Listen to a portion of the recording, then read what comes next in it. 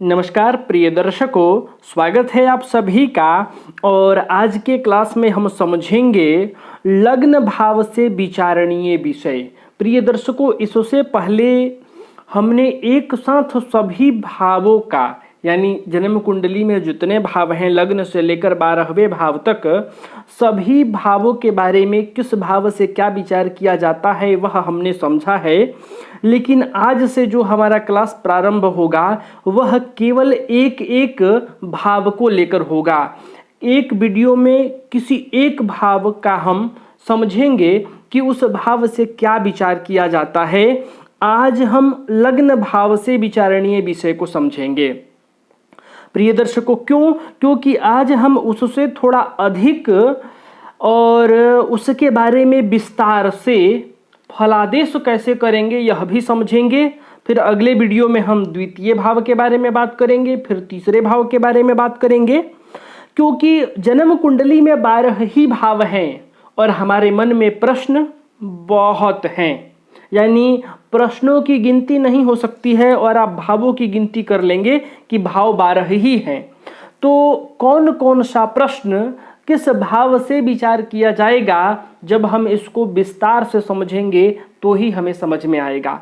और हम यह समझ लेंगे कि ये प्रश्न इस भाव से विचार किया जाता है तो हमें उसका फलादेश कैसे करना है, और जिस भाव से विचार किया जाता है वह प्रश्न उसके साथ हमें और क्या देखना है और किस प्रकार से हम फल ज्ञात करेंगे। आज हम इस क्लास के साथ उदाहरण से समझने का भी प्रयास करेंगे।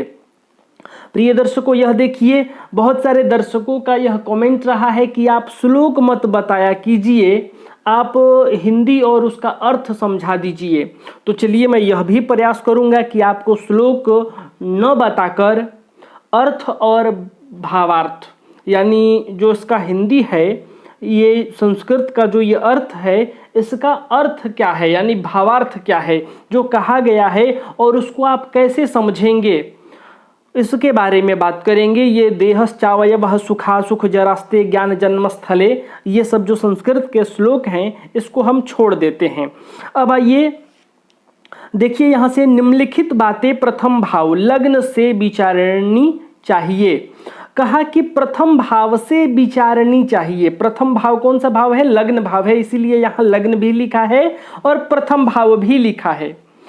इन बातों का कारक प्रथम भाव है। इन बातों का कारक प्रथम भाव है का मतलब है कि ये इसके नीचे ये जितना बातें लिखा है वह प्रथम भाव से विचार की जाएंगी। और यहाँ उसका परिभाषा भी दिया है, थोड़ा व्याख्या दिया है, तो इसको भी हम समझेंगे। सबसे पहले देखिए, सामूहिक रूप से शरीर। अब सामूहिक रूप से शरीर का विचार करने का मतलब है, प्रिय दर्शकों, शरीर के बहुत सारे अंग हैं और जब हम जन्म कुंडली के, जब हम इस कुंडली को अंगों के द्वारा विभाजित करेंगे, कहने का मतलब है कि शरीर के अलग अलग अंगों का विचार किस भाव से किया जाएगा। जब हम यह समझेंगे, जैसे मान लीजिए शरीर का एक अंग है पेट, तो पेट का विचार जन्म कुंडली के किस भाव से होगा, पैर का विचार किस भाव से होगा, हाथ का विचार किस भाव से होगा, आंख का विचार किस भाव से होगा। जब हम इसका भी विभाजन करेंगे तो ये अलग अलग भाव से विचार किया जाता है। लेकिन जब हमें सामूहिक रूप से विचार करना है यानी संपूर्ण शरीर का विचार करना है तो हमें लग्न को देखना है।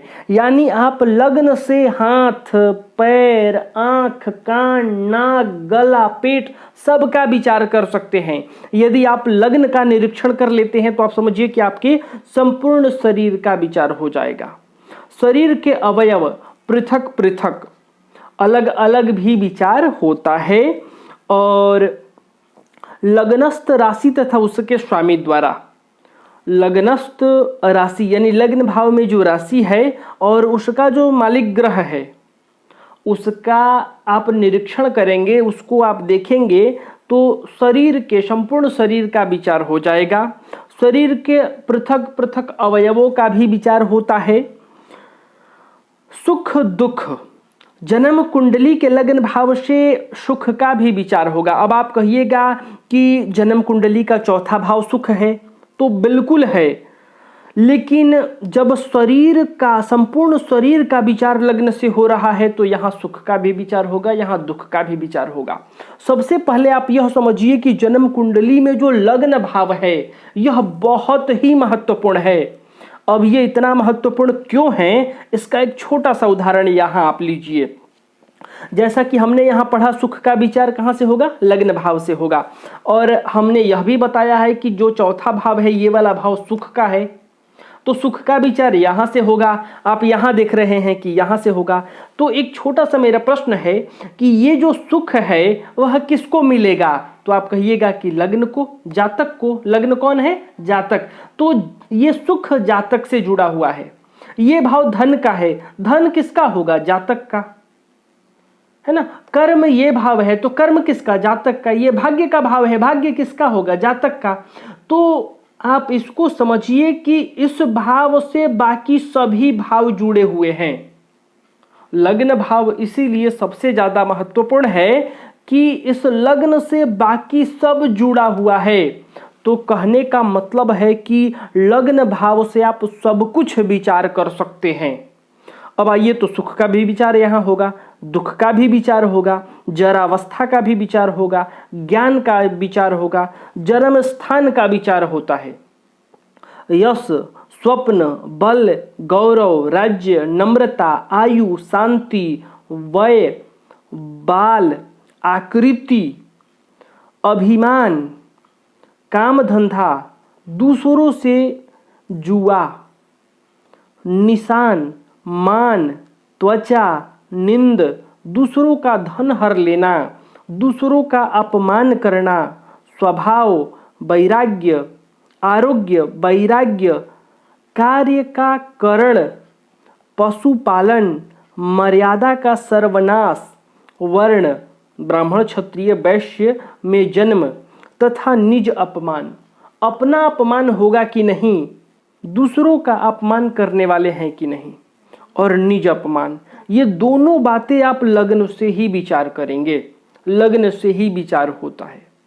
और यहाँ क्षत्रिय ब्राह्मण आदि में जन्म लिखा हुआ है, लेकिन मेरा ऐसा मानना है कि जन्म कुंडली के लग्न भाव को देखकर आप यह ज्ञात कर सकते हैं कि इस जातक का कर्म किस प्रकार का होगा। ब्राह्मण, क्षत्रिय, वैश्य, शूद्र, ये जो 4 प्रकार के वर्ण है ये कर्मों के आधार पर विभाजित है।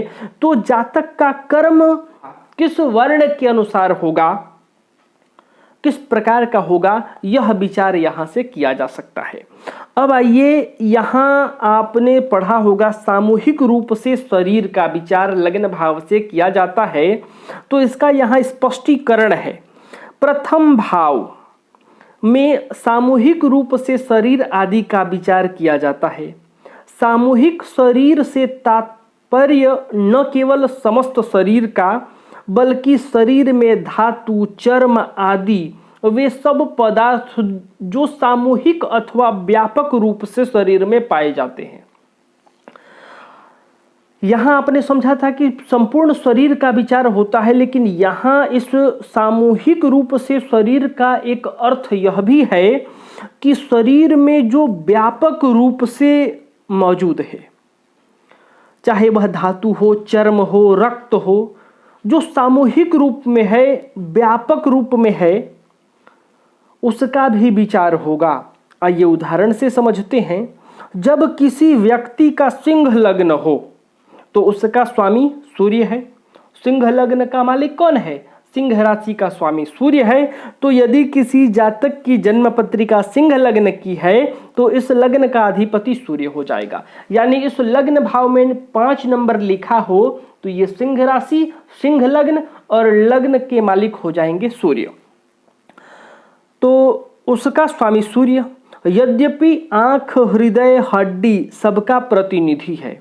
अब आपको यहाँ ध्यान रखना है कि आप ज्योतिष को सीख रहे हैं, समझ रहे हैं, तो यहाँ जो भाव से विचारणीय विषय है, तो इस कारकत्व खंड में मैं आपको बताऊंगा कि किस भाव से क्या विचार करना है, यानी 12 भावों के बारे में, और उसके बाद नवग्रहों के बारे में।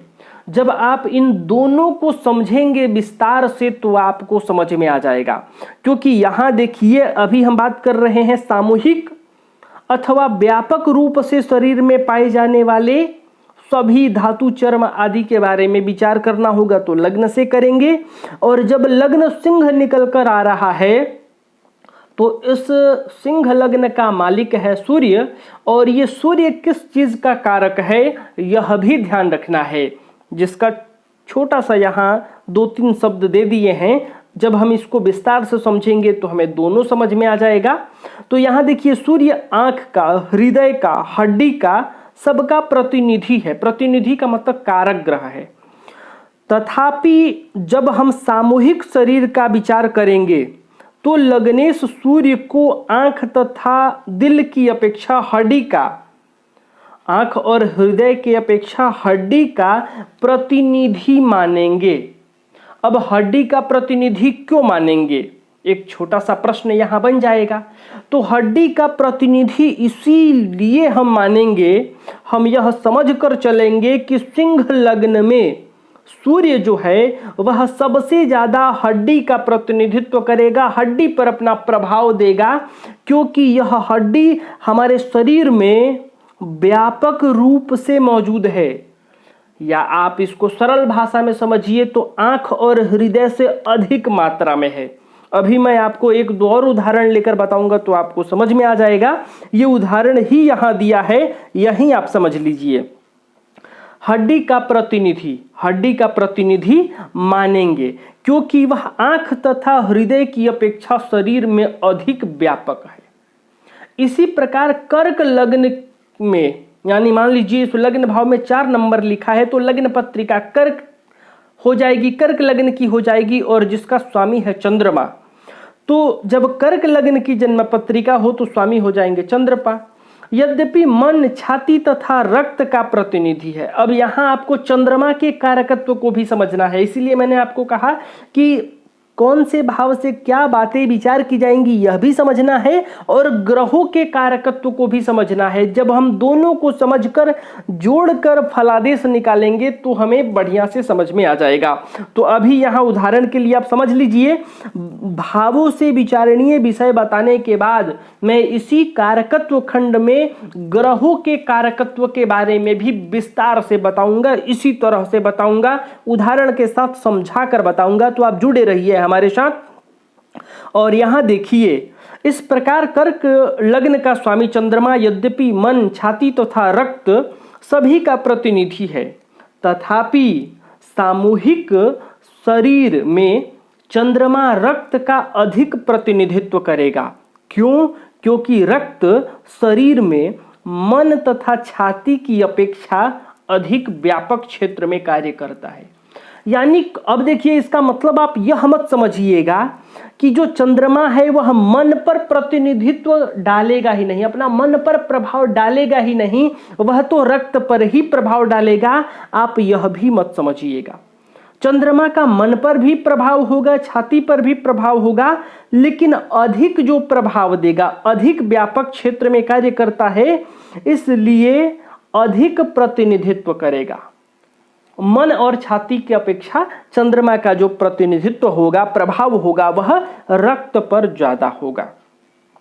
इसी प्रकार लग्नेश मंगल से पट्टे, लग्नेश बुध से चर्म। क्यों? क्योंकि बुध जो है वो चर्म का कारक है, त्वचा का कारक ग्रह है। और जब बुध लग्न से संबंध बनाए, यानी मिथुन लग्न हो या कन्या लग्न, तो बुध का जो प्रतिनिधित्व होगा या प्रभाव होगा वह चर्म पर, त्वचा पर सबसे अधिक होगा।